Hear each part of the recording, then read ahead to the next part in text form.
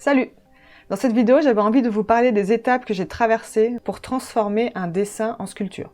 L'idée m'est venue à la suite d'une conversation avec Tony Sandoval et son éditeur. On parlait de mes sculptures et ils m'ont lancé un peu comme ça. Et si tu faisais une sculpture à partir d'un dessin de Tony? Arrivé chez moi et motivée comme jamais, j'ai commencé à regarder quelle illustration j'allais choisir et le choix était difficile tant il y a de merveilles dans l'univers de Tony. Pour ceux qui ne le connaissent pas, Tony Sandoval est un auteur-dessinateur de bande dessinée. Il a créé un univers onirique dans lequel on peut trouver des créatures fantastiques. C'est assez dark tout en restant poétique et même romantique, je trouve. Je l'ai rencontré il y a quelques années quand il vivait à Genève et nous avons très vite sympathisé parce que nous avons pas mal de goûts en commun. Je vous invite fortement à découvrir son univers, ses bandes dessinées, la personne et son œuvre si vous ne le connaissez pas. Pour en revenir à ce défi, il y a quelques difficultés qui ne sautent pas aux yeux a priori.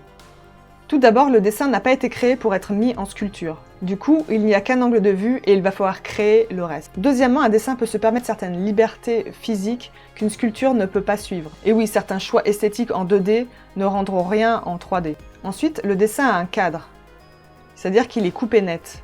Il faut trouver un moyen d'adapter ça en sculpture. J'ai trouvé dans les dessins de Tony des sortes de dioramas qui m'ont inspiré pour créer ce cadrage où les bords du décor sont coupés net comme les parts d'un gâteau. Et enfin, il y a le style, car le but là était de retranscrire le style de Tony Sandoval avec mes mains. Donc essayer de coller au mieux à son style à lui. Et donc c'est pas forcément aussi facile que ça en a l'air. J'ai commencé par la tête car d'après moi, tout se joue sur le visage.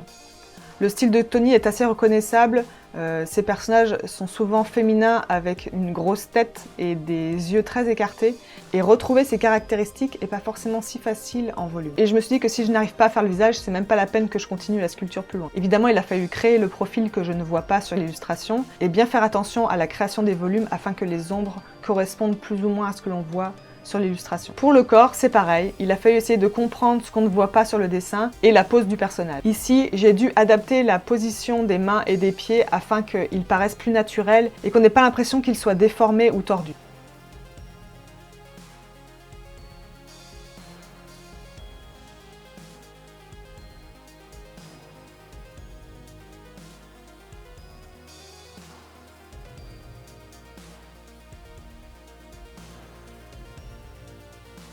Pour le décor, de base, je voyais pas de grandes difficultés car bon, il y a des rochers, des crânes, jusque-là, il n'y a pas trop de soucis. Là où j'ai eu une difficulté, c'est pour faire l'herbe qui est derrière, car je ne me voyais pas faire des brins d'herbe un par un. Donc j'ai essayé de trouver une technique pour signifier l'herbe sans pour autant la faire exactement comme sur le dessin. Pour les tentacules, j'ai eu quelques difficultés à démêler tous les bras. Effectivement, sur la photo, on a beau essayer de les compter, on a un petit peu du mal à voir où est le début et où est la fin. Donc il a fallu que j'adapte un tout petit peu et du coup, j'ai pas fait exactement comme sur le dessin.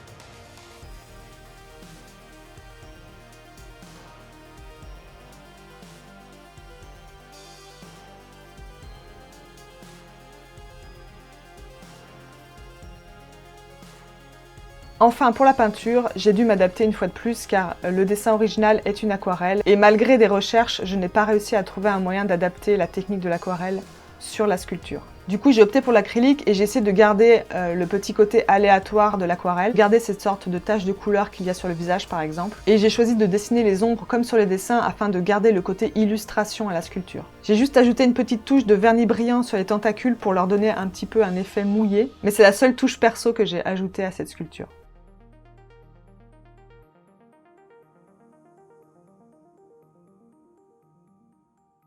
Voilà, c'est tout pour cette vidéo, j'espère qu'elle vous a plu. Ce n'est évidemment pas un tutoriel qui vous explique comment on fait de A à Z une sculpture en partant d'un dessin, mais je pourrais vous expliquer quelques techniques dans une prochaine vidéo si cela vous intéresse. Posez-moi toutes vos questions et j'y répondrai avec plaisir. Est-ce que vous trouvez que j'ai bien réussi à retranscrire le style de Tony Sandoval? D'ailleurs, dites-moi si vous le connaissiez avant de voir cette vidéo, et sinon, si vous avez envie de découvrir son travail. Merci d'avoir regardé cette vidéo et à bientôt. Ciao! Je vous présente mon chien, Mario.